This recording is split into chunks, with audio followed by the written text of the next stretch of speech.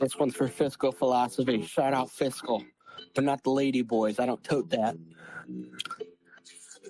Where does Danny get his money? I love to eat honey. Where does Danny get his money? I love to eat honey. Where does Danny get his money? I love to eat honey. Where does Danny get his money? I love to eat honey. Sliding through the back streets, yeah, I know I'm cold as hell. My 3 socks to buy videos never take no L. Shoeshiner's a scammer, he belongs in a cell. Dan versus Double D's, I wish them both well. I get no bitches, so I lift to the max. I make my own money and I evade my own tax. And I like my bitches and I like their bottoms waxed. The reason we know how to use margin because we know how to use margin. Because you don't know how to use margin, well, don't put it on us. Don't even ask us questions.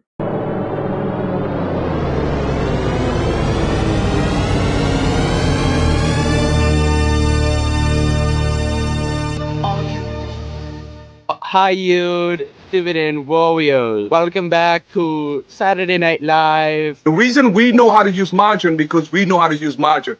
Because you don't know how to use margin, well, don't put it on us. Don't even ask us questions. Oh, I have a poll on my YouTube channel. At least I got some allies here.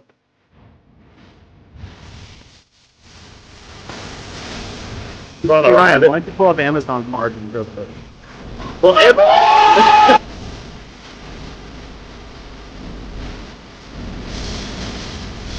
We have to have you. Is that somebody's vibrator going off? What is that? I thought it was yours. NAV erosion, cap erosion. Who give a flying fuck about that shit? Why do they gotta be haters for everything?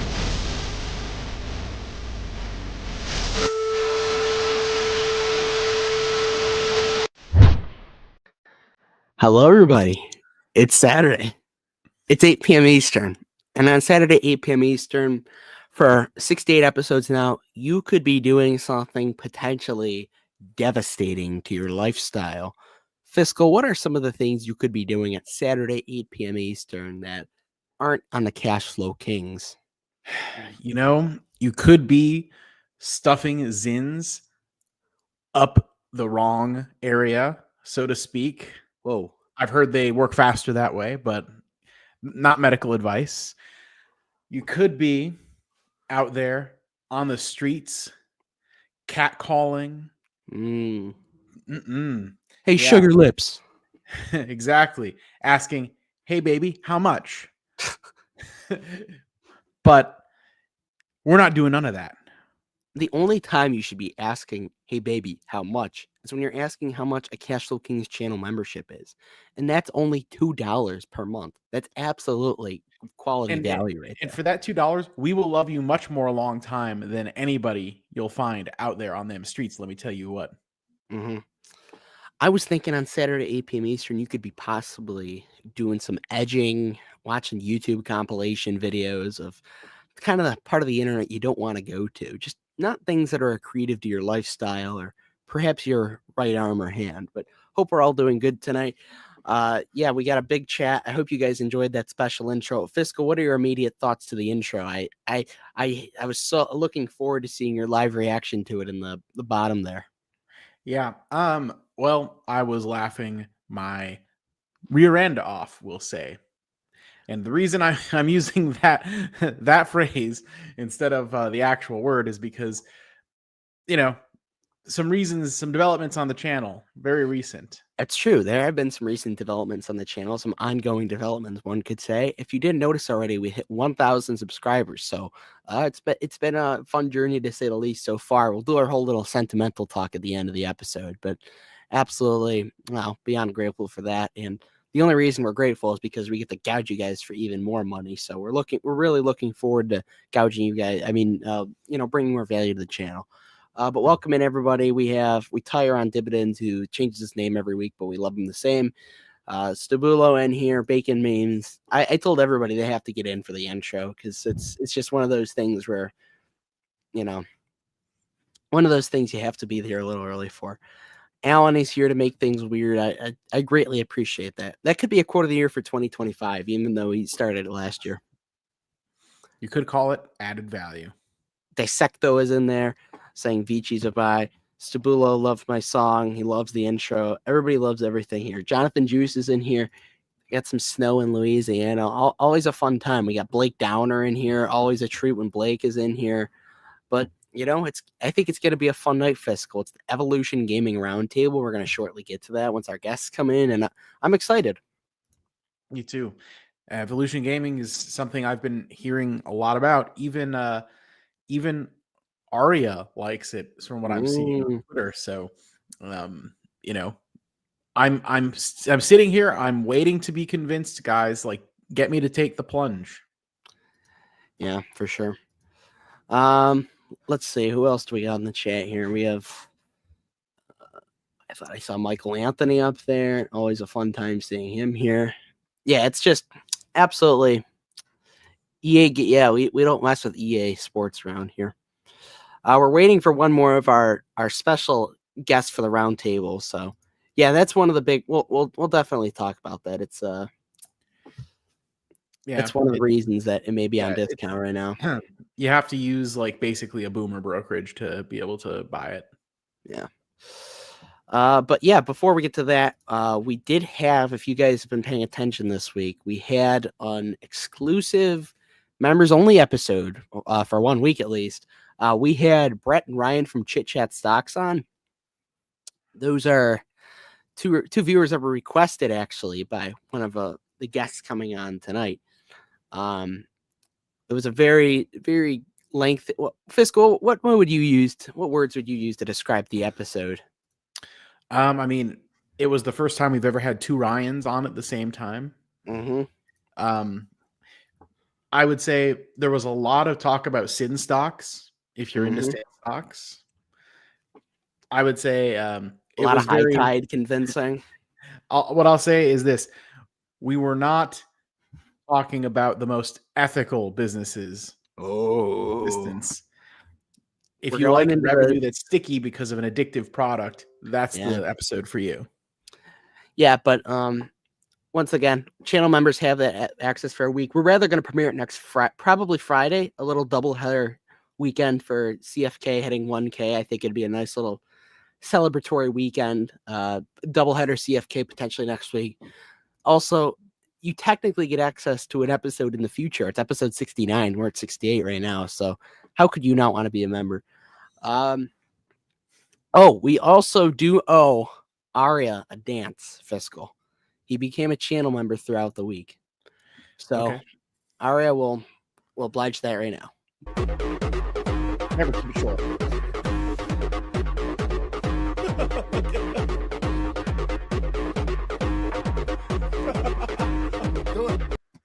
We don't want to get demonetized, so that's gone. Thank you very much, Arya, for becoming a channel member. 8-second maximum. Yeah. We are now 13 channel members on the way to 20. If we can get that by the end of 2025, we'd be some happy campers. So once again, channel membership, only $2 a month, and it's value. That's all I can say. 10x it and pass it on, guys. That's all I can say. Yeah. All right, we'll get on to the episode now. We're still waiting for one of our guests. I'm sure he's a little late. Perhaps he could be indulging in some evolution gaming right now, or maybe he was last night and he drank himself to sleep, so he's not waking up. But we are going to let our first guest into the night. It is none other than Chase from Finfluential X, all the way in Aussie. How are you, Chase? Yeah, good, guys. How are you? What's happening? Fantastic. We are ready to make a lot of money. We're gonna convince Fiscal to buy some Evolution Gaming tonight. Oh, you're not an investor yet. Before that, since you're in Australia and the subject has to do with gaming tonight, have you ever gone to the Crown Casino? I have, yeah. There's plenty, but yeah, I've been in Crown Casino. I was there last night. The one in Gold Coast. Well, actually, no, it was not Crown Casino in the Gold Coast. Star Casino, but yeah, I've been to Crown. It's on my bucket list to go there and play in the Aussie Millions. That's why I ask. Yeah, 100%. Dude, some of the casinos in the Gold Coast, if you ever do come to Queensland, hit up the Gold Coast, man. It's fantastic. Absolutely fantastic. Well said. Awesome. Yeah. Become a channel member right now, everybody. Fiscal because one 33 cents closer to that, because that's exactly how much we all take home at the end of the day. But Chase, you obviously run Finfluential X. Would you like to share with the people kind of what your page is about for those who may not be familiar with your game? Yeah, so the Finfluential X page is sort of just a byproduct of the YouTube channel. I just upload daily market reviews, videos. I just call it the Daily Show. And every single day, Monday to Friday, like I just react to the market. Mostly like short-term technical analysis, sort of blending the macro, the technical, and the fundamental together. And mostly just looking at like the S&P 500 and the Russell 2000. And then I also do like a long-term investing as well. I'm a long-term investor at heart, but we break down just news events and just, daily market, what happens in the market pretty much. Do stocks go up? We talk about like just the S&P 500 as a whole. It's fun. I love it. Does sound fun. Sounds enjoyable. Does sound enjoyable. So we'll start off. What is with these roundtables? Typically, we're missing one of our guests right now, but we'll ask first off, how did you find out about Evolution Gaming? Well, I just found out about it on Twitter. There's kind of like a pretty big community. So just on Twitter, and then dove into the financials. And this was like at the start of 2024. And I don't know, like recently in the last couple of months, it came back on my radar. You know, it's just one of those things where it was like, yeah, I found it on Twitter. And then that was really it. You know, I don't really have some crazy backstory where I like wandered upon evolution or anything. I found it on Twitter, really. I like that. That's how I find a lot of my stuff too. You know, it's we'll have interesting. people on, and like you look at Evolution Gaming, and it's funny when you look at how high their margins are, and it almost trades like a declining retailer or something. I know. Dude, it's absolutely crazy. And I think part of the reason why the valuation is so attractive is because like the earnings growth looks like really good, you know. So if you have a stock like pull back and they're going to grow earnings by like double-digit revenue, then 13.4p, price to book of 4, EV to sales of 7.1, price to free cash flow of 12.4. That's attractive. Absolutely nuts margins, right? Like, I'm sorry, that valuation is absolutely crazy. And yeah, but going back to your point about the margins, dude, they have 100% gross margins, like 60% free cash flow margins. You don't find that every day. Like, you know, that's better than Nvidia's free cash flow margin. I did not know that. Like Nvidia's free cash flow margin is 57%. Like Evolution's is 59.87. Like ridiculous. You know what? You know, somebody just brought up a good point in chat. The valuation in terms of multiples cheaper than Nike. Yeah. This literally trade like 12 times price to free cash flow. That's like what oil stocks trade at. And like legitimately, I was looking at an oil stock in Australia. It's called Santos Limited, right? They literally trade at 12 times price to free cash flow. So, yeah. How did you don't find Nvidia at 12 times price to free cash flow, unfortunately. Yeah, no. How did you guys come upon Evolution? Is it just Twitter or? So a special guest turned us on to it, I would say. Yes, a special guest who we're still waiting on. We're a little worried right now. Something potentially could have happened because he is.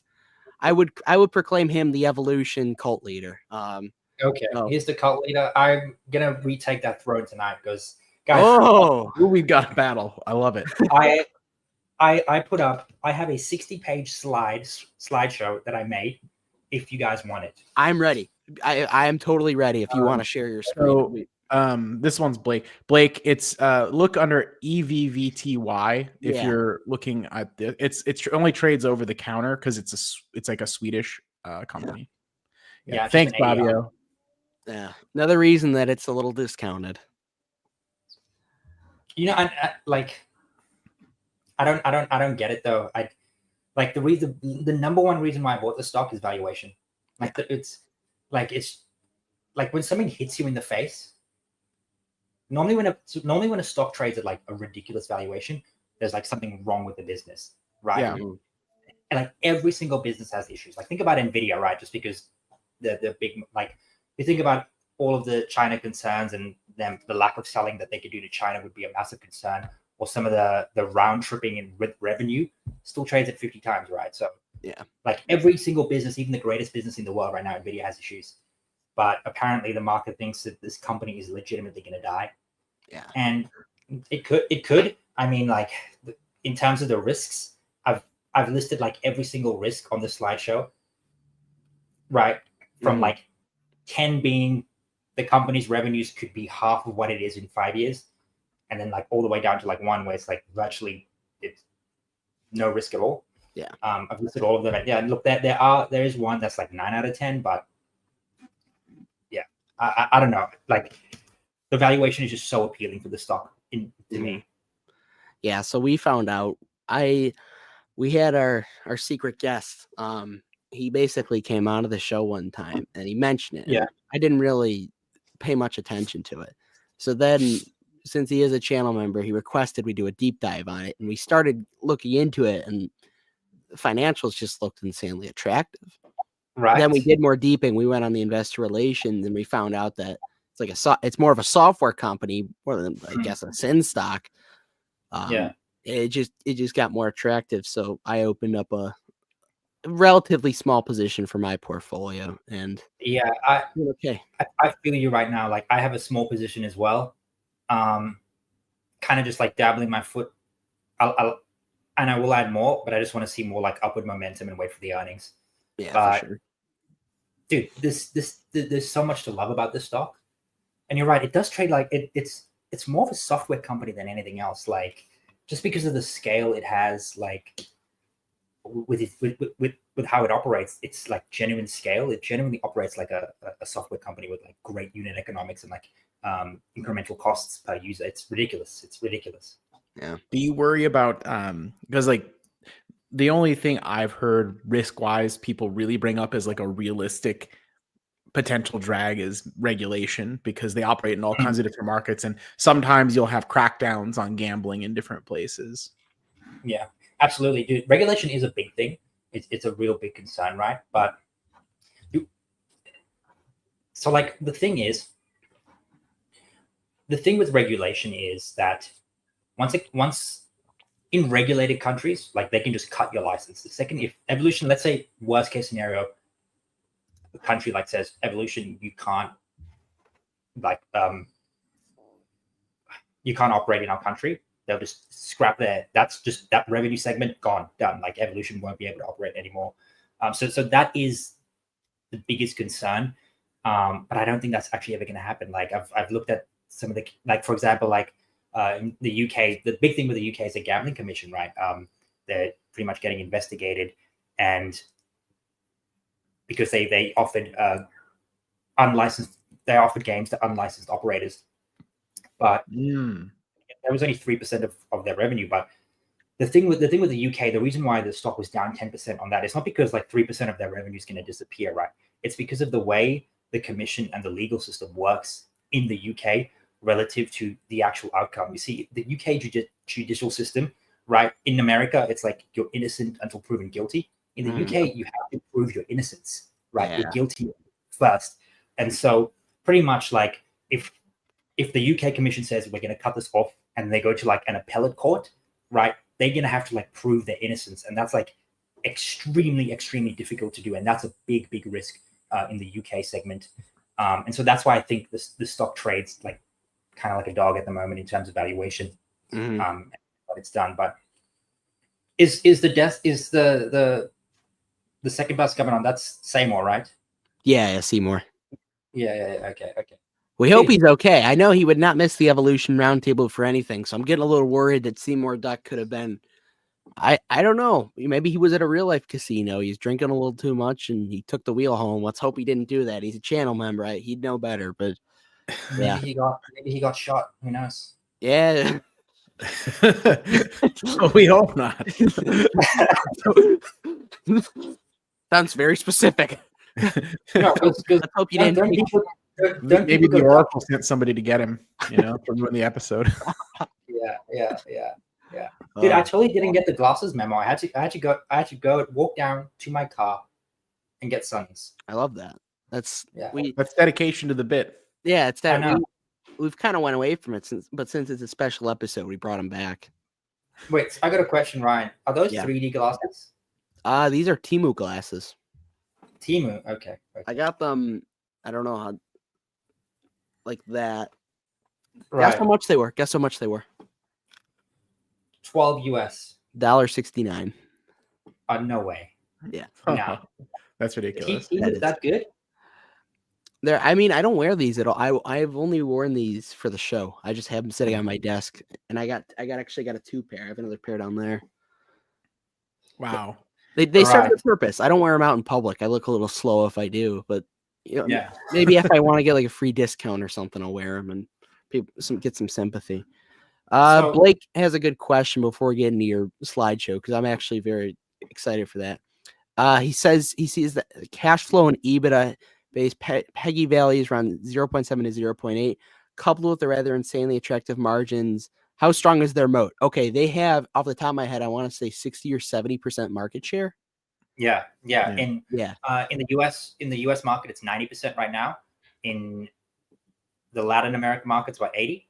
In about the UK, it's 60 to 70% market share.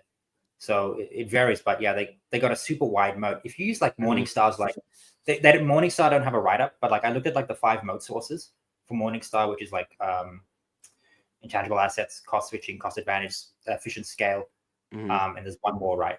They have 4 out of the 5 moat sources, I think.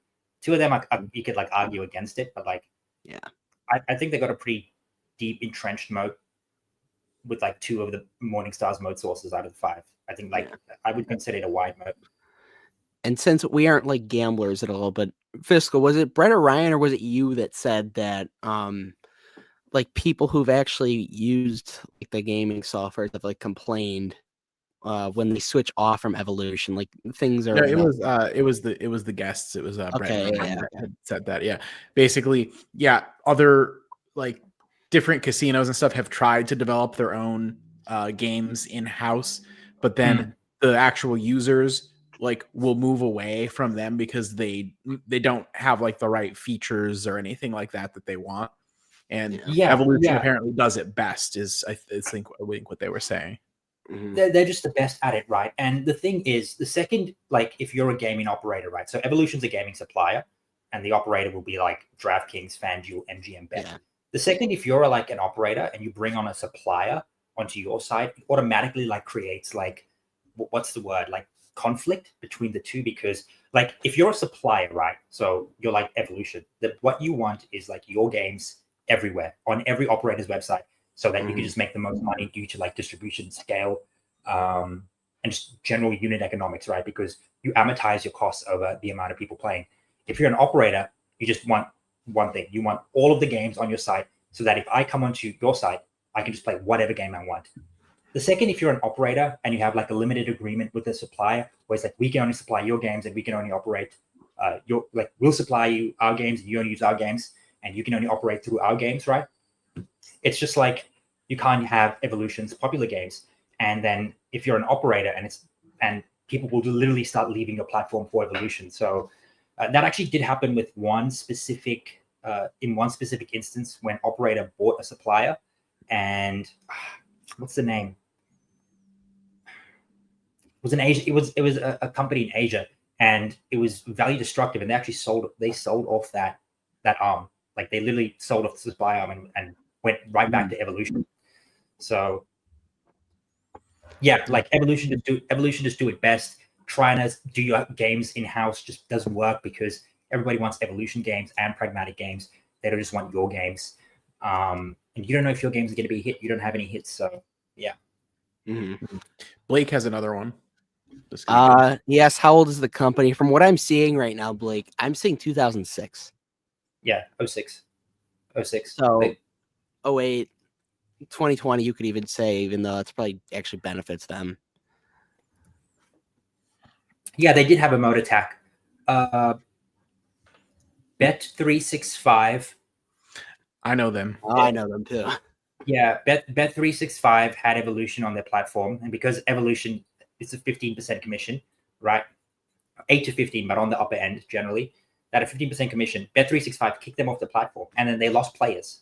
They literally lost players. Bet365 like reported like year-over-year revenue declines, like sequential declines in quarters, and then they brought Evolution back onto their platform. So they definitely do have like a moat, I think. For sure. If you want, you can if at the bottom of the screen it should say present, and then you could pull up the slideshow if you're ready for that. I'm excited for it. Okay, alrighty. Okay, I'm gonna power through this slideshow. So if I present, will it give me an option to choose? Yeah. Fiscal, is there anything holding you back from buying right now before the intervention officially really starts? Besides the regulatory? I want to basically it's just like it's a risk thing, and I want to make sure I understand the risk. Sure. Yeah, I'm getting worried. Seymour Duck, the Oracle really could have. All right, I see it. Yeah. Let me know when you're ready.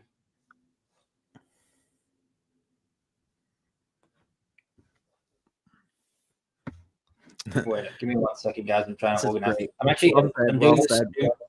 I'm doing the stream on a laptop, the moment. So That's fair. but like I got 2 monitors and it's using a lot of power. All right, we'll talk right. about. You ready? Yeah. I'm gonna power through this as quickly as I can, and then we can talk about it afterwards. Okay, so Evolution Gaming. So for those of you that don't know, I'll just quickly run through like the business, right? So they literally just do like live casino games and RNG. So they're a live casino supplier, and they supply literally these games to the operator.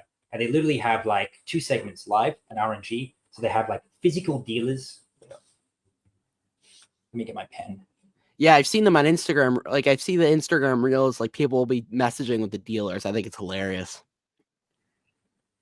Yeah, you can interact with the dealers and everything. It's actually really good, really innovative. So you can actually like interact with these dealers right here. Yeah.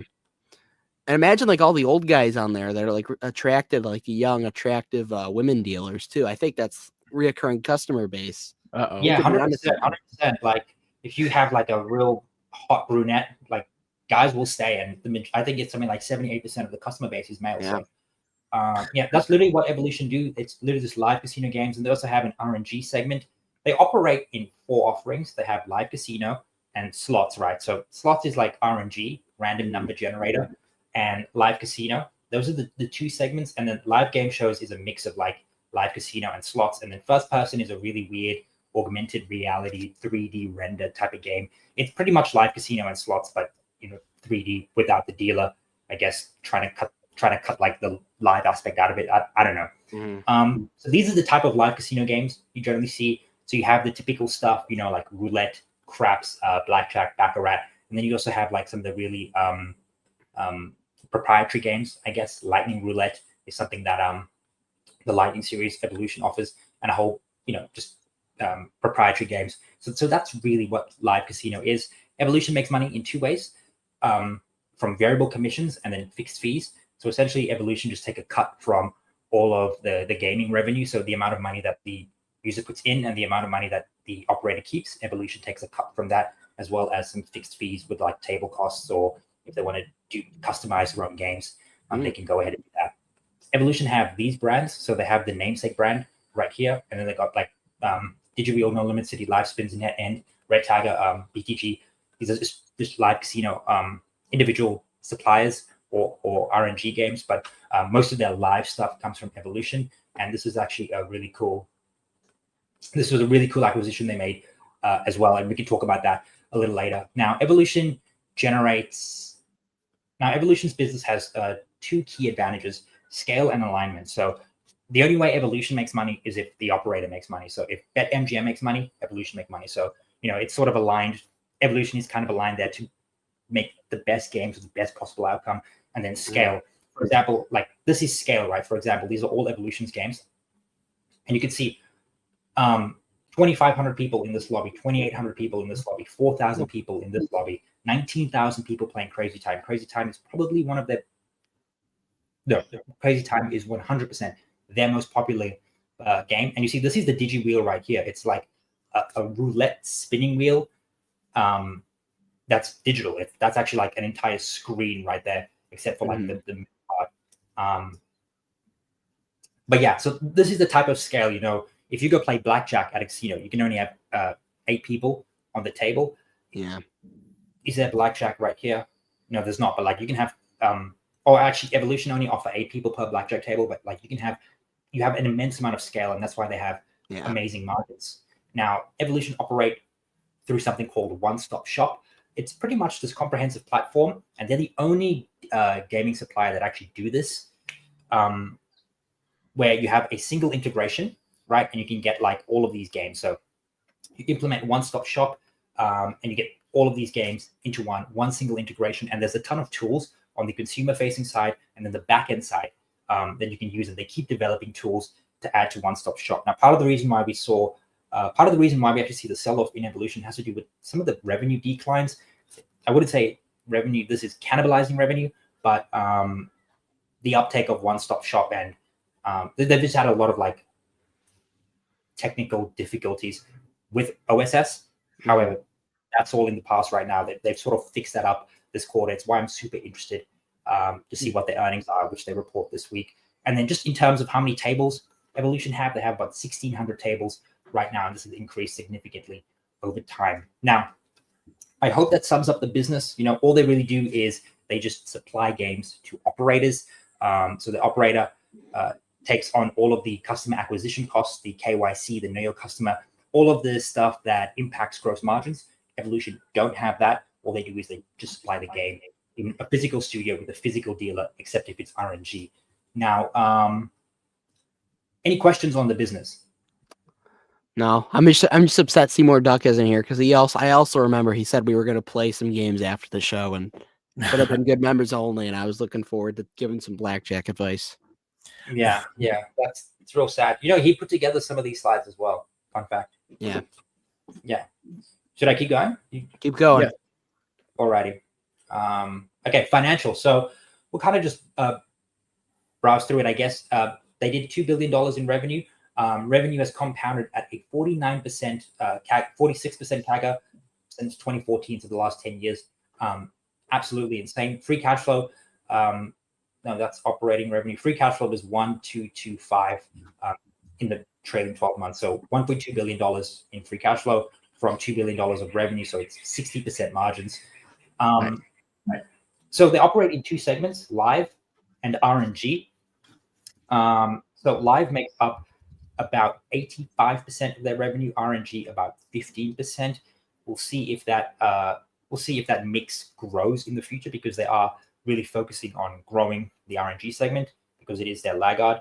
And they mostly operate in these major countries, Europe, Asia, North America, Latin America, and other. The biggest is the Asia and Europe segment. They're roughly equal. And then we can see the North America segment, only 64 million worth of revenue in the previous quarter, which is crazy because it's very hard to find a company that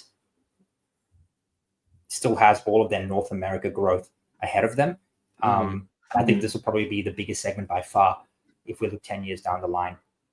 The company's incredible. Oh, by the way, regulated markets, Evolution had a 39% share of regulated markets, which means unregulated, 60% of their revenue comes from unregulated. And we can talk about that. That's a major risk going forward. Yeah. The company's super efficient, 28% return on invested capital, as you can see right here.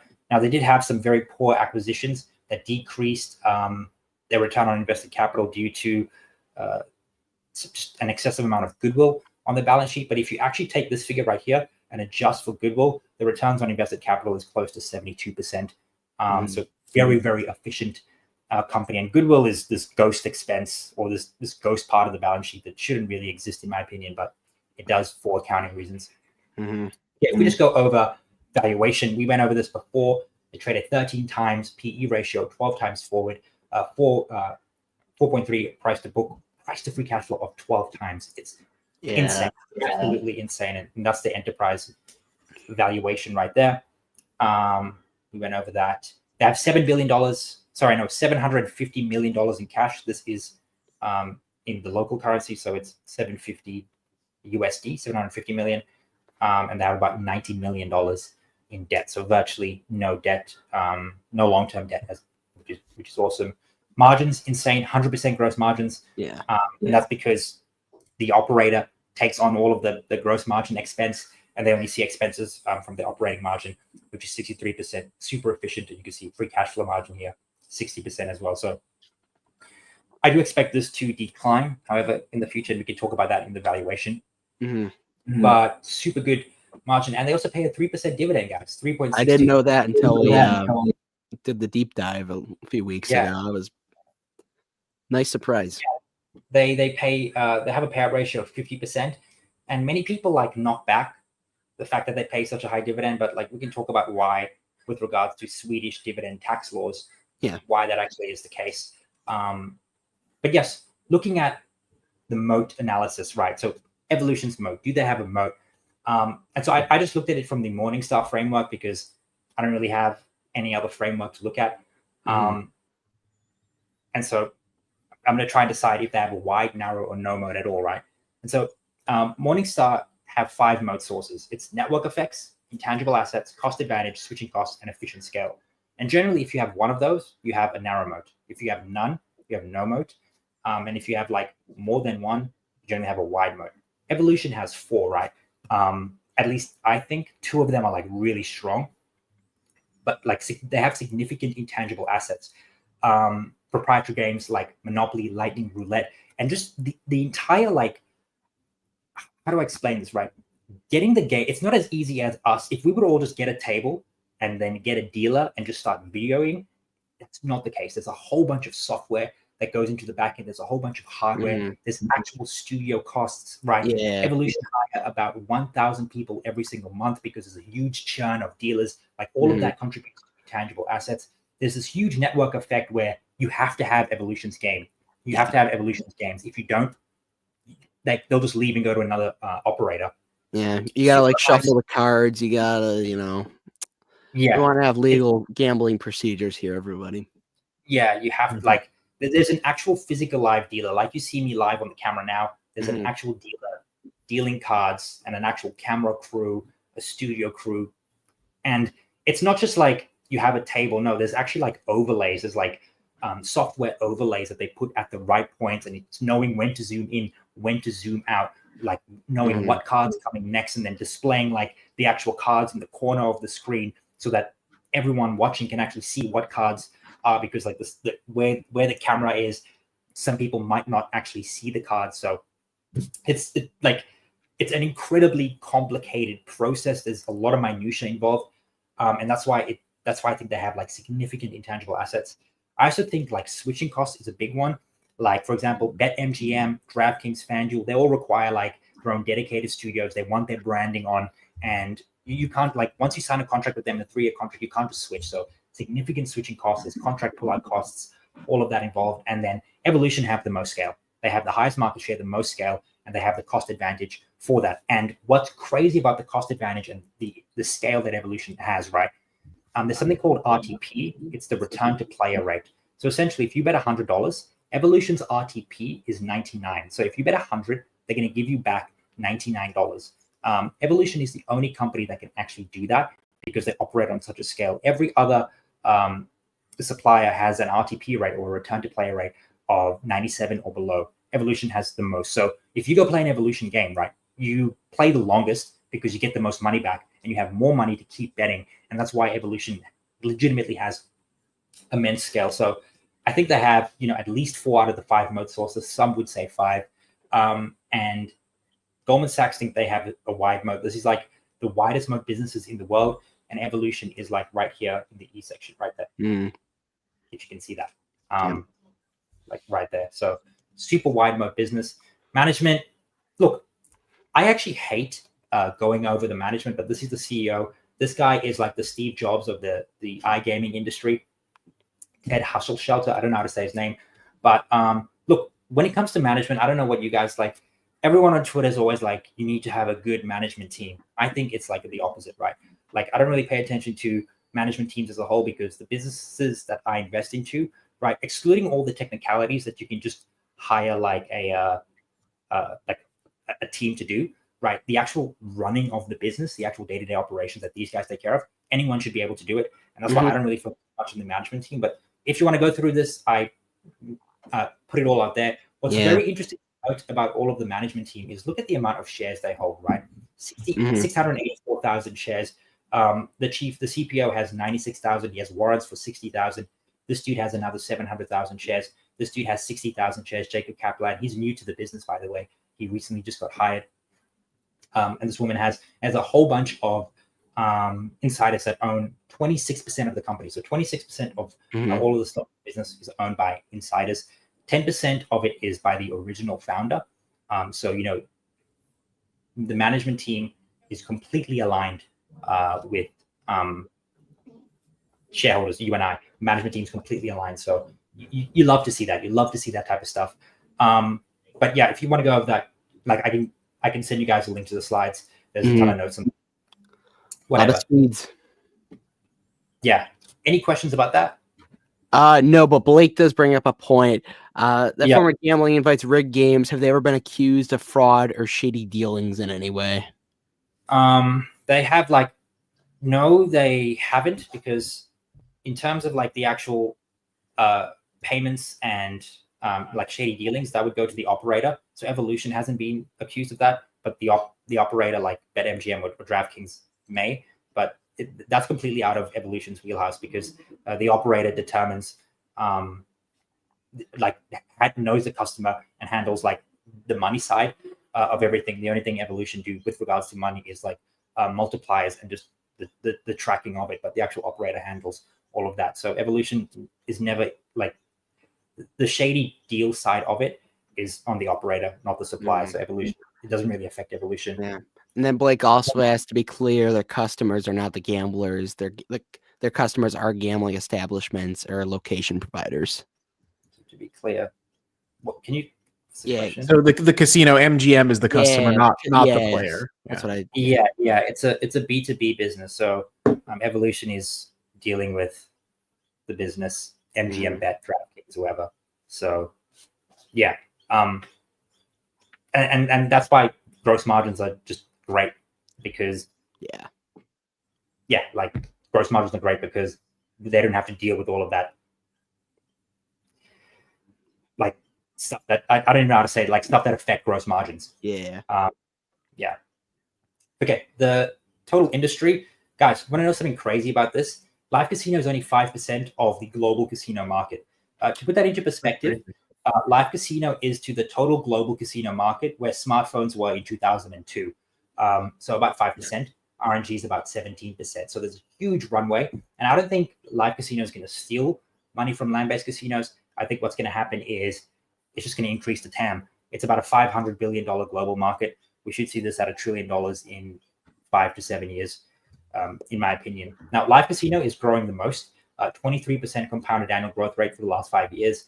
RNG, 20%, and land-based casinos have barely grown over the last 5 years.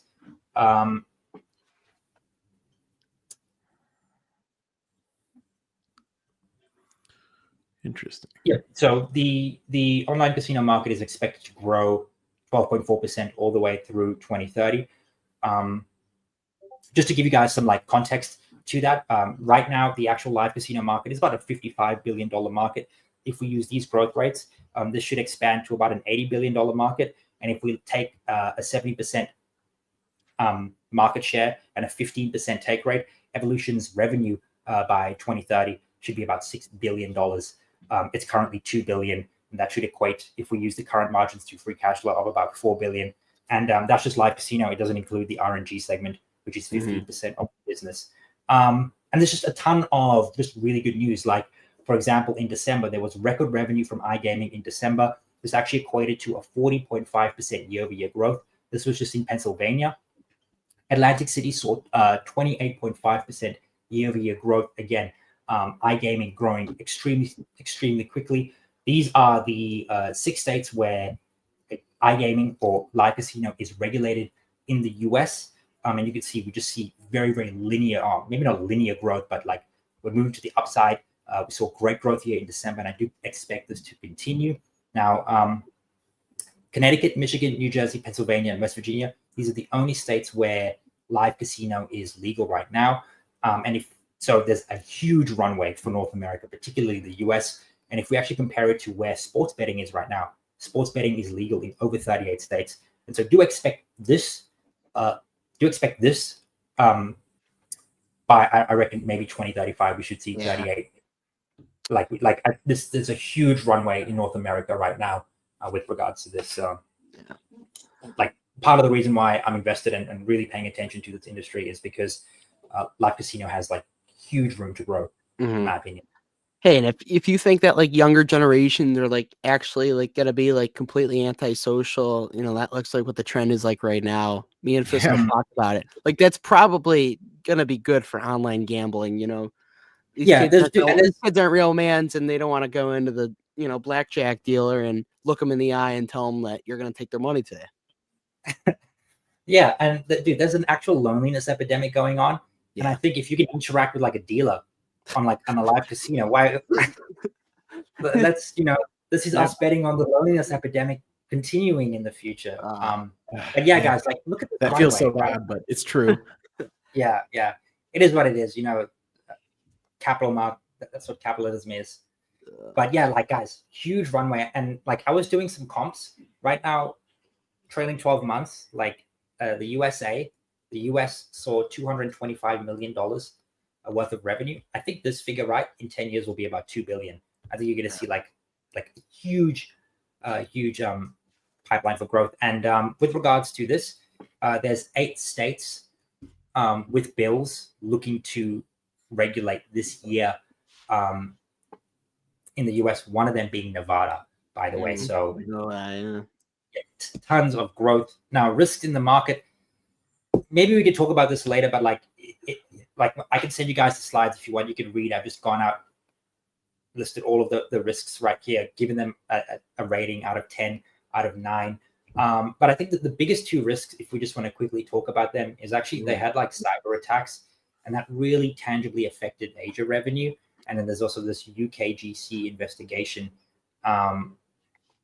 which again, we can talk about later, but there's like a ton of risks. And look, at the end of the day, you are getting into a business that's immensely complicated with a lot of risks, and like, for example, EU regulation, the Asia crackdown, Evolution's concentrated revenues, US margins and that contracting, the revenue deceleration with regards to all of these risks, competition, Georgia strikes. Yeah, let's talk about the Georgia strikes, because Andrew came with the question.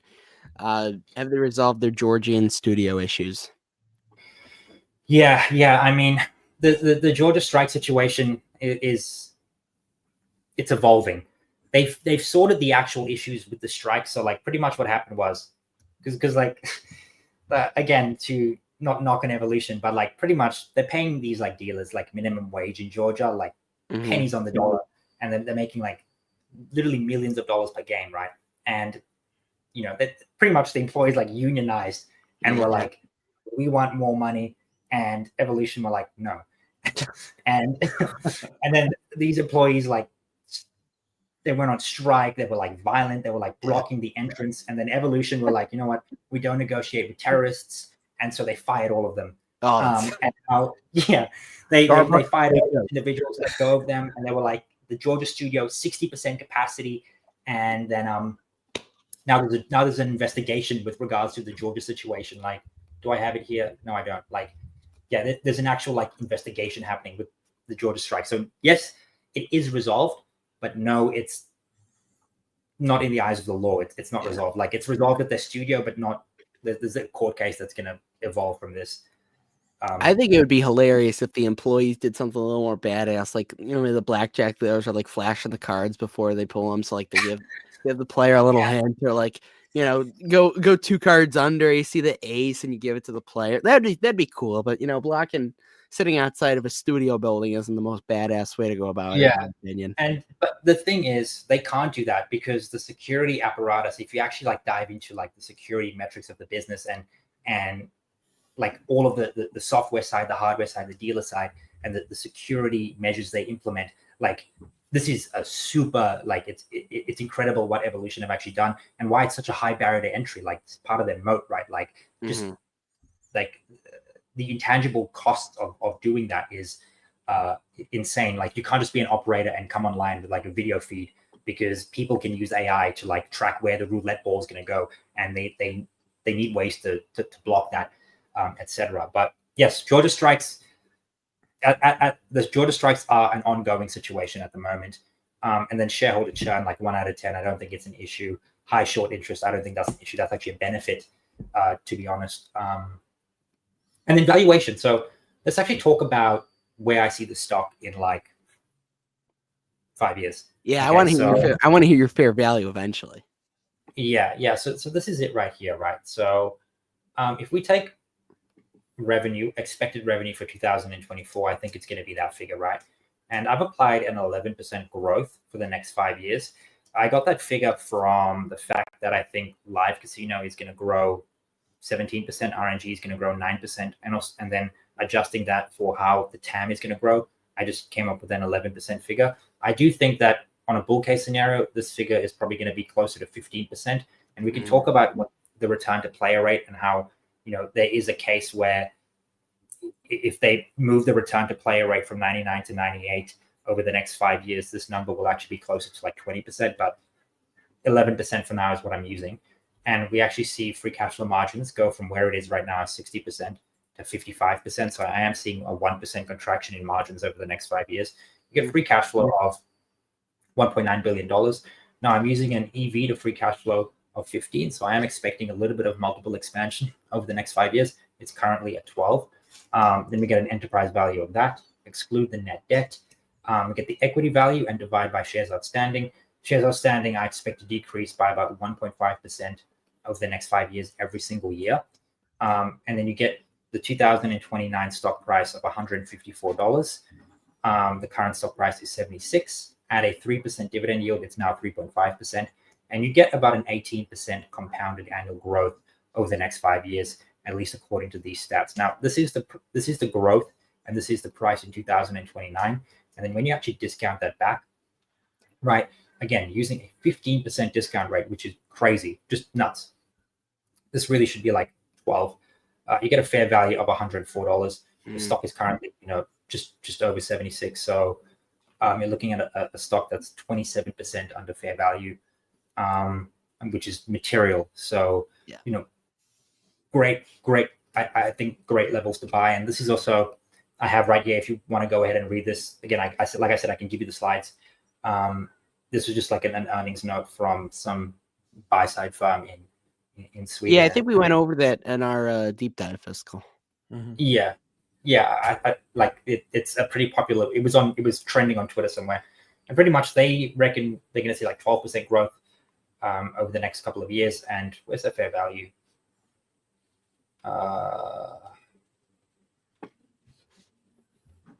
I don't see it, but I think it was something like nearly $1,000, and it was like 30% upside from where we are right now. Yeah. Oh no. 1,500 SEK. That's their price target. So they're looking at like a double from here. So, like that's the business. That's all the slides I have. Any questions?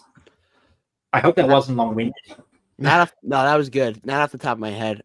Seymour Duck's fair value was on like 95 too. So not that similar far away from similar.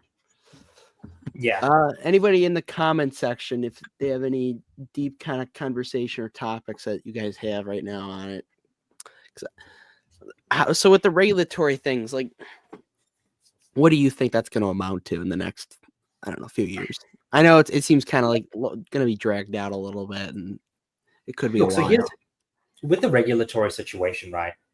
I don't know how it's going to pan out, and that's the biggest risk to the stock. And I think that's that's the main reason why it's trading at the valuation it is. The truth is, I don't know. I don't know where the regulatory environment's going to go. You see, the thing with Evolution, like look at the UK GC thing. The reason why they're actually like under scrutiny right now is because Evolution technically didn't do anything wrong. Evolution have a UK license and they have a Malta license. What actually happened with the UK situation was Evolution UK didn't supply these gray market operators with games. Their Malta division supplied it to these gray market providers. It's just these gray market providers were operating in the UK. Now, the way the UK Gambling Commission looks at that is, yes, Evolution was supplying it, but not with their UK license, which means an unlicensed supplier was supplying to an unlicensed operator. That's no good at all.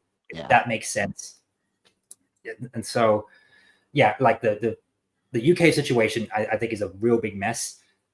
I think Evolution cut those games off with those operators, with those gray market operators. But like it's I don't know. I don't know what's happening with the regulatory situation. I don't think they're going to pull their license, but I do think they're going to get fined a lot, and I think it's going to be 50 million plus. I think it's going to be the biggest gambling fine in the UK. They're going to make an example out of Evolution. I reckon. UK versus the Swedes, never a good thing. Yeah, it's a rough situation. Real situation for them. If the market reacts to a one-time cash hit by selling off, could be just creating an opportunity for buyers, right? And if they have more money, they could put that into buybacks. Yeah. And dude, like even if Evolution get fined $100 million, I don't think it's going to affect them materially in terms of like the financial impact, but the market hates uncertainty. The market will climb the wall of worry and sell on uncertainty. with the cyber attacks, do you think that you said it took a pretty big hit or it's pretty damaged, kind of damaged a Yeah. little bit? The cyber attacks happen in Asia. So the Yeah. Evolution business model in Asia is weird because in the UK, the supplier sells directly to the operator. Asia is such a huge and bifurcated market. Evolution don't sell to the operator. They sell to an aggregator. The aggregator aggregates all of the games and then sell to an operator. In between Evolution selling to the, in between the aggregator giving the games to the operator, there was like literally cyber attacks where black market operators were taking Evolution's games and literally like an illegal stream, like an illegal sports stream. They were illegally streaming Evolution's like games, and Evolution weren't getting revenue from that. And Asia growth slowed significantly, and that's part of the reason why the market sold off in the Q2 earnings. If you go look at like the stock chart and look at like Q2 earnings, there was a massive sell-off, and that's because Asia took a big hit and the market didn't like that at all. So yeah, the cyber attacks are an issue. Apparently the team came out. Yeah, so you see, wait up, I'll share my screen. I'll get it for you. Yeah. What percent of their revenue comes from Asia again? 25. Okay. I know it was pretty sizable. Do you think it's going to be one of those situations where they kind of live and learn from it? Yeah. I think a better thing. 2 steps back, 4 forward. So you see like right here, like this drop. Mm-hmm. That was like them missing earnings right here. Yeah. It was them missing earnings on Asia revenue. That's why they fell significantly. And then they actually fixed up the situation, and that's why we saw a huge uptick here, as well as like RNG growing significantly. And then all of the sentiment led to the stock where it is right now. Now, when did you get in and start your position? I right now have 151 shares at $74.91. So like my first buy was last week Monday. My second buy was on Thursday. There we go. Yeah, we're around the same date. Yeah. So I don't have a massive position, but I hopefully get 400 shares around there, and then like I'll add significantly to it if we see like upward momentum and a lot of resolution with all of the I just want to get past February. February is when a lot of this like gambling commission stuff gets sorted. So I think after February, a lot of the overhang will be out of the name, out of the stock. So yeah, dude, it's a shame Samuel's not here. I really would have loved to. I know. I'm a little worried, and I hope he's all good because he's not one to flank out on a Evolution Roundtable. And he was reposting during the week and talking up our post-show gambling experience. Maybe we can reconvene after earnings and stuff. Yeah. At some point. The Evolution earnings roundtable. Yeah. Earnings are Thursday or Friday, which is nuts. So, Fiscal, are you gonna buy? You're gonna buy Fiscal. We can just say that it's in my bullpen. I like that. What's in your portfolio right now? What's in my portfolio right now? Well, let's see. I've got. Let me check what the rankings are as of market close on Friday here. Fiscal, we do got to get your portfolio on the Finchat sometime. Yeah. I'm sure it'll be fascinating once they get to MPW. So yeah, Amazon, MPW, BTI, which is British American Tobacco and other sin stock. Grab, High Tide, which is another sin stock. High Tide, True Fuhat. They don't have these issues. PayPal, which like I'm thinking about selling because I've got my 50%. Like I was like, this stock's probably worth like $90 and it's trading for like 50 or 60, and I have my 50% gain, so I might just. But it might pump again on earnings, so I might wait for it to hit 100 before I sell it. I don't know. Yeah. I'm in PayPal too. I'm waiting for earnings. We're in wait and see mode for PayPal.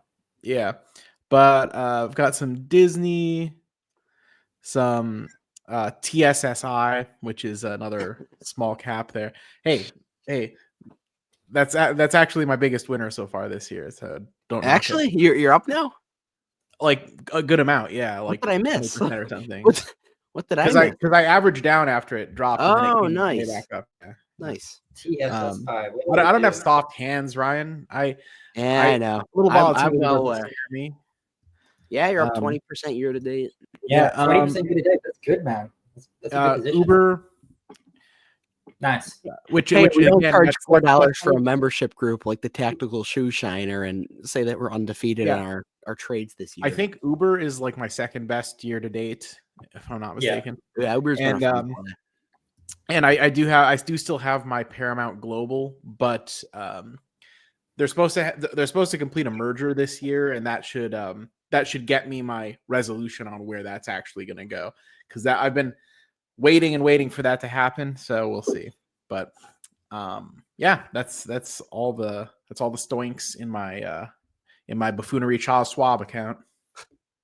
Is Amazon your biggest position?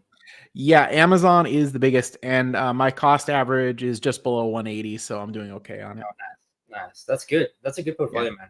Yeah. Well, I mean, it wasn't always this way, but I've been cooking the last 6 months. Yeah. I mean, it's pretty hard to not cook in a bull market unless you're an Evolution shareholder from like June. Yeah. Then you're underwater. Yeah. No, I am underwater on my second largest holding, but they've been on a little bit of a run the last few weeks, so I'm hoping that we're gonna get there on that one too. Yeah, nice, dude. Sometimes you just gotta hold. Like I remember when I bought PayPal, like I was like down 10% of the position for months. Yeah, and then like it. Yeah, I got in like $59 or something is where I got in, and and at one point it got as low as 50, and so like that's like 12% or something, right? And I'm like, yeah, actually, it's more like 18%, but I'm like, brother, I was roughly the same. I got in around 60, and it was just like, and sentiment was just trash. Yeah. Like when it got to 50, like every post I made on PayPal on Twitter, there was just like dying business, Apple's eating their lunch. Right. Like, Cash App and Apple Pay are going to destroy PayPal. The best one is when they say Venmo is going to destroy PayPal. Yeah. I got that one in the comments sometimes. Yeah. And I was like, bro, this doesn't work how you think it works. But I will say, I think Alex Chris has done a lot to turn around the sentiment part of it. 100%. He came in and he turned the ship around. I mean, technically speaking, he's got a long way to go, but like he really did. Like in a year, he did a lot. Yeah. So it's good.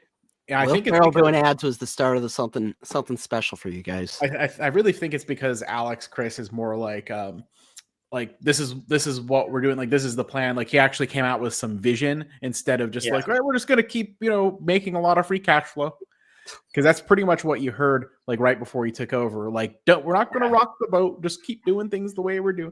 And and I also think like he just like every single week he was just dropping news. It was like his C-suite change every single week. Changes, and then it's like innovation, and like for like half a year, every single week there was a massive news event, and then sentiment turned. It was great. But yeah, I'm in the stock. It's been sideways for about a month now, so we'll see what happens next. But we have had little pumps. Like there's been little like 3-4%. Like it wants it. It wants to go. It wants to run. Yeah. But yeah, look, it's had a fantastic, dude. It's up like 50% in 3 months, so it's consolidating. That stocks do that. It has to digest. Yep. We did have a pretty viral tweet this week, Fiscal. I think I'll pull it up. We did have a viral tweet. It was. Was it the one I think it was with the specific picture? No, not. It's here we go. Here we go. Yeah. Yep, that's the one I was thinking. When you see this pop up on your screen, 13,000 views, 30 likes. Now, Chase, this individual Dividend was not too keen on you coming onto the Cash Flow Kings, and we ignored his calls, even though he is the channel member. He's actually the first channel member. Yeah, to tell you the truth. So he does have a special profiting off of his Twitter page.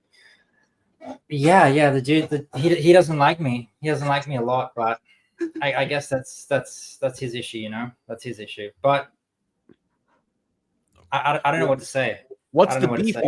You seem like such a likable person. I don't know. understand. No, my Twitter, I just like schedule posts, and there was just like a couple of posts that I ripped off a couple creators, and he didn't like that. So, yeah. You're like the dividend talks, but they'll actually come onto the show and make good arguments and not talk about the Yeah, 3-year dividend CAGR. This is great. Dude, I think, look, I don't know, but the dude doesn't like me, so it is what it is. But I don't know him personally. He might be a good guy. And I think he's really young. I think he's like 19.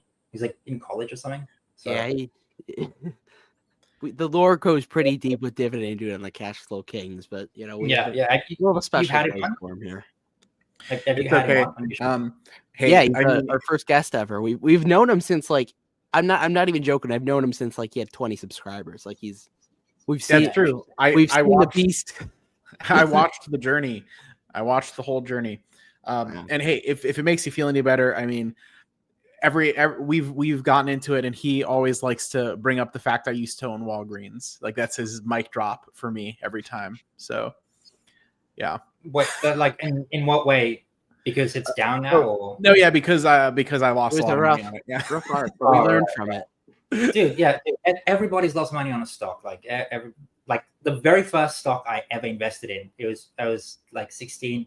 It was like $500. It was a company called Sky and Space Global. Mm-hmm. I lost the amount of money. The company delisted. The money's gone. Like I lost 100% of my capital. So we've all lost money. Like, for sure. Like and if you are somebody where that hasn't happened, it just hasn't happened yet. Basically, like if you keep doing it long enough, eventually, you're gonna. Nobody is. Nobody. I don't think anybody has a 100% perfect track record. Hey, what about the tactical shoe shiner? He claims he does. He's got 44-0 record with the $4 membership. Yeah, their trading signals are 44-0. Exactly. Sign up for $4 a month, and he'll tell you how to win. And you know what's crazy about, like, for example, like let's say you invested in Walgreens like right at the top. At that point, the fundamentals probably look good, right? Like I don't even think the management team would know that things were going to turn in such a bad way because suddenly the Fed, raises rates 400 basis points. Rates go from 0 to like 4.5%, and now Walgreens is paying how much on their rent, their loans, and it's like at the top of the 2021 bubble, unless you were God himself, very few people foresaw what we actually saw with and obviously we've come back now, but like what I'm trying to say is it's sometimes it's virtually impossible to know. Impossible to know. Yeah. Mm-hmm. And here's the thing. Like there were definitely I think things that I like the process that brought me there wasn't perfect. And so look back and say like, hey, what were the things that were imperfect in that thought process that I can change in the future to not buy Walgreens again? and that's what I've been doing going forward. So it's like that's how I think that's how you have to think about it, because if you just beat yourself up for too long and you're like, that's just a waste of mental energy, I suppose. Yeah, dude, that's just the thing. Like when I lost money in Sky and Space Global, for me, it was always like, I'll always invest in profitable companies from now on. That's the one thing I told myself. Like, I'll never invest in a company that's loss-making, not making money. And I don't mean by one quarter. I mean like on a trailing 12-month basis. So you live and learn. It's good. Yeah. And mine is that like, I'm not going to pass up better opportunities just to get something that's going to maybe, like, according to the DCF, make 11% or something. It's like, well, the DCF can say whatever you like, make it say. Yeah, whatever your little heart desires. Yeah. So just relying on just that is not like not bullish. It's especially if there are better things, or just thinking something safe because it's like a dividend aristocrat, for example. Like there's a lot of flawed thinking. I remember Yeah, I haven't heard that term dividend aristocrat Yeah. forever. But that was the big thing a few years ago. I Like, know. that's what like all the people were talking Dude, about. Look at J&J. Dividend investing was huge. Like it really took off in the last few years. Yeah. Yeah. J&J has done absolutely like I know, I but was they're a dividend aristocrat. It's good. no, they're dividend king and they have the AAA credit rating. What are you talking about? It's always a buy. It's always Yeah, you know the thing with buying high dividend stocks, right? And like people can say this about evolution, but if you look at the underlying fundamentals, it's different. But like the thing with like a high dividend stock that pays a high dividend, like they normally pay a high dividend for a reason. Like there's something fundamental. There's like an actual financial issue with the business, right? And that's why they pay a high dividend, because the market's discounting that. Like everything's in the valuation price. For example, evolution, like all of the regulatory risks and all of the risks I just stated, it's like literally in the price. I mean, the one, I think like the one, or there I think there's exceptions, like tobacco companies, for example. I think it's just like if they get like the in stock discounts, and if you actually look, you're right. There is sectors and industries that definitely have like terminally that they'll just be lower valued. For example, like oil stocks, like they all trade at like 10, 11 times earnings. It's I guess you're right in that degree, but if you look at it, I mean, like tobacco stocks, I'm not hitting you. I'm just saying, like, for example, that entire industry is like in a secular decline. The government's always raised taxes on it, and so that is sort of built into the valuation, right? So I'd like at least right. Going to my point, you're basically like, I told you I have BTI. I'm not really expecting to get like a ton more out of it than whatever they can give me in dividends and buybacks. Yeah. Now, the buybacks actually at 6.5 times free cash flow, I think would be very value accretive and everything. But like, I'm not expecting them to, for example, pump the top line growth back into the double digits or anything. You know, like I'm realistic. I don't think that's going to happen. I think it's very unlikely. Yeah, it's a margin. It's a margin and buyback story that you're really I guess buying. Yeah, 100%. And that, to a degree, that's actually what PayPal kind of is like growth. Yeah, that's what they were. They were like $55-$60 for sure. Yeah, you're now betting on like expanding margins and now if Alex Chris can do something to like improve other stuff, like great, you know, reaccelerate some growth, fantastic. Yeah, that's the bull case. If revenue can like accelerate from here, like PayPal probably trades 120. Like if some of these like the new fast lane products or anything like that can like if Alex Chris can reinvigorate revenue growth, the stock pumps. But we'll see. Wait and see. Indeed. Well, Chase, it's been an absolute pleasure of an hour. 1 hour, 18 minutes, and 32 seconds. Wow. Where can the people find your channel? I left it linked in the description, but what else? What other social medias? Plug anything. You can find me on Twitter, FinfluentialX, or you can find me on YouTube, Influential Television, Monday to Friday, around about 3 p.m. US time. My uploads go live and we just talk about stocks in the financial markets, everything that's happened on the day. Now that Trump's in office, there's a lot of news flow is great. So give us a follow. Yeah. Always a pleasure. Thank you once again. I have you on another time for sure. Hopefully Seymour Duck is alive. Yeah. Maybe after the next earnings, maybe. Evolution earnings. Hey, especially if I buy, right? Then we're all looking at those earnings together, right? Yeah. Pray for earnings. Hopefully it goes good. But yeah, guys, it's been fun. We will see you after February, hopefully. Yeah. Hopefully. All right. Catch you guys. See ya. Thank you. What an absolute treat.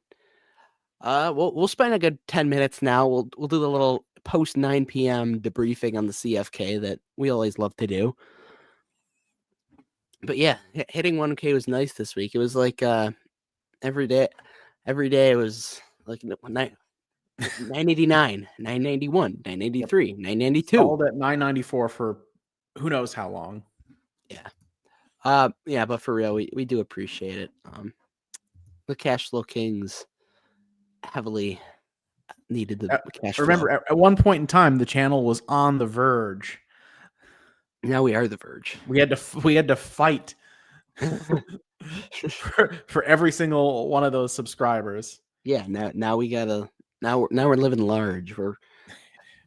I saw that we've already got 22 cents worth of ad rev. Yeah, I don't want to Lambo any day now. I know that's The Lambo will be here any day. Yeah, the new intro is absolutely gold.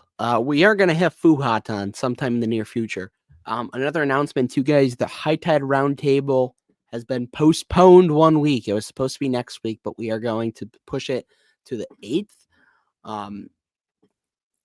Let's just say that's going to be a very, very good episode. We're going to have Blake on. We're going to have Fabio on. We're going to have MV Kuna. I've been waiting for MV Kuna to come on the show. I am, yeah. This So sounds it's very going to be an absolute blast. I'm heavily looking forward to it. But next week we don't have any slot open, so I mean, there's a possibility we could get anybody we want on at this point. Could be maybe Seymour Duck will finally reemerge, and we can. I am a little, find out what happened. I am a little worried for Seymour Duck. I'll be honest. Yeah, I genuinely hope he's all good, and it's just like his phone, or he got a flat tire. Even though it's bad, I mean, he wouldn't miss the Oracle did not interfere. They hit 1K, and now they will pay. We're gonna start going after their guests, dude. I found he definitely was looking out for the guests announcement on Thursday afternoon. No, I was rewatching episode 32. Like, I'd always rewatch clips, but like I rewatched it in full yesterday, and that was I forgot how good it was. Like, where'd you get the 3 hours to do that? I watched only like maybe the first hour once like we got all the guests in. It was like, this was so fun. By the way, to get that episode, just become a channel member, and once again become a channel member. If you want to see us dance again, who wouldn't want to? Only $2 a month. It's the best $2 you could possibly spend. Link is in the description. I'm hearing rumblings of an Uber deep dive after this episode potentially. Oh, well, that would be that could be happening. Could be bullish. Could be bullish. Yeah, this is man Fabio. So, any other sentimental items? I don't know. It's been a journey, and I think I'm just happy we don't have to post Trump shorts anymore, and hey, those were getting us mad views, but like only from boomers.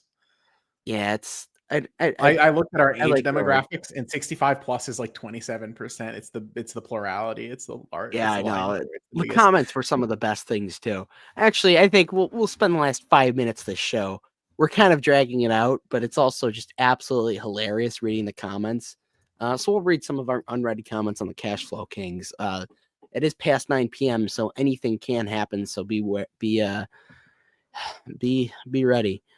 Let's see if there's anything that's been held for review. Those are always some interesting ones. Oh god, there's a lot, dude. Okay, all right, how many are telling me to have a more professional shirt? That's what I want to know. I haven't had one of those on my regular. We had one like 2 weeks ago. We have like Buy Canada. If you think everyone thinks our country's a joke, God bless Trump.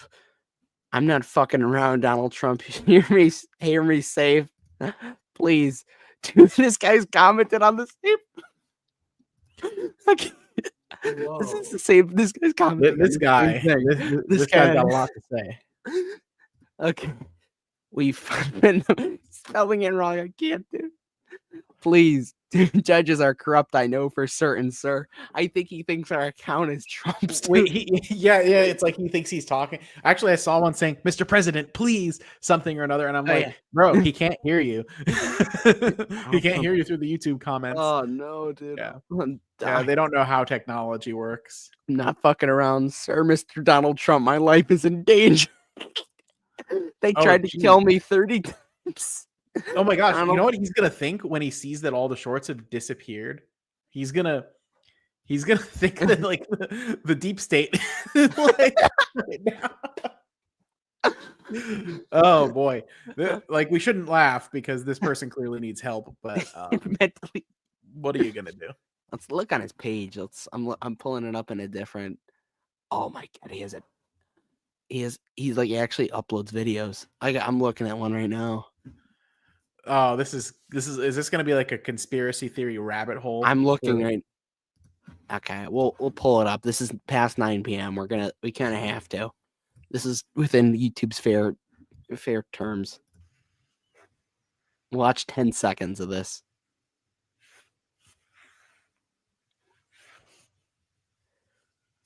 What in? I feel like I'm about to get molested. I feel like there's about to be like somebody tied up in a trunk or something. No way I will have the kids ashamed of me. This is the first video on the. Oh, here we go. Oh my God, this is great. This is like a legendary episode. This is his first ever video. No way I will have the kids ashamed of me. This is how it's going to go down. I didn't do fuck all wrong. Nothing from the start. These cops are backing up one fucking cop that's an asshole that made a bad judgment call. And I told him, like, you're making a fucking mistake. Oh boy. No. And we're losing our monetization by the second here. With this guy with potty mouth in front of my neighbors. He looked at me and he said, "No, I know you did it." And I said, "You're full of fucking shit, you motherfucker." I said, "You're gonna destroy my life, and you know she's fucking lying to you." That's enough. Wow, what a lore we're getting into tonight. Whoa. We'll read a few more comments before we head out for the evening.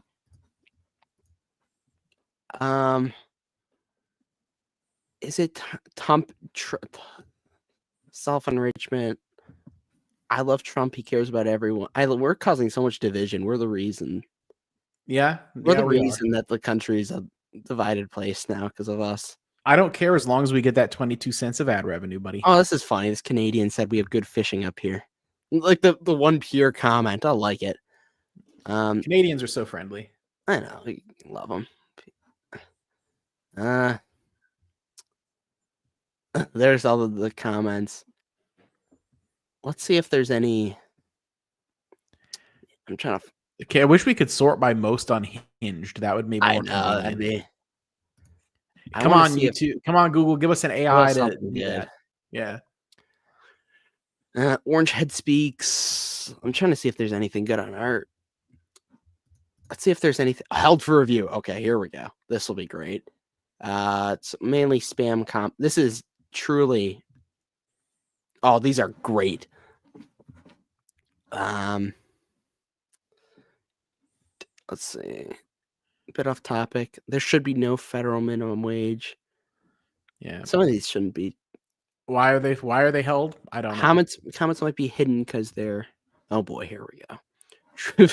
The rapist. Moron. He's such a fucking feckless liar. If you can't screw a friend, who can you screw? Well said. True. Fuck the country. Deport illegals. Finish the wall. Valid points. Here comes the tards who's hate love. She's on drugs. Ladies loser. What a dumb. I'd like to note for the record, not a single comment about my need for a more professional shirt. It must be good. What a dumb bee. You finish it for me. That one felt. These illegals. This dude's a pile of orange shit. Let's see. Let's see if there's any good. I'm not gonna pull up the last one. I think that's enough comments for the evening. But that's our 1K celebration. We get to go through without any filters, some unhinged comments on our channel. We endure them all for you. Ryan, liking Trump in New York, Hochul will find you. Where did I ever say I like Trump? You'd have to know if you're a channel member, because then I publicly disclose who I voted for. $2 a month. Is that true? I don't know. You'll have to find out. Thank you once again, everybody, for tuning in. 1K. Big stuff for CFK coming up in the next few months. Expect a lot of long form like video clips now and some short stuff. So it's gonna be a fun time. Thank you all for watching. Smash the like button, subscribe, do Dividend Stocks and Drugs, and of course, cash flow is king. Oh.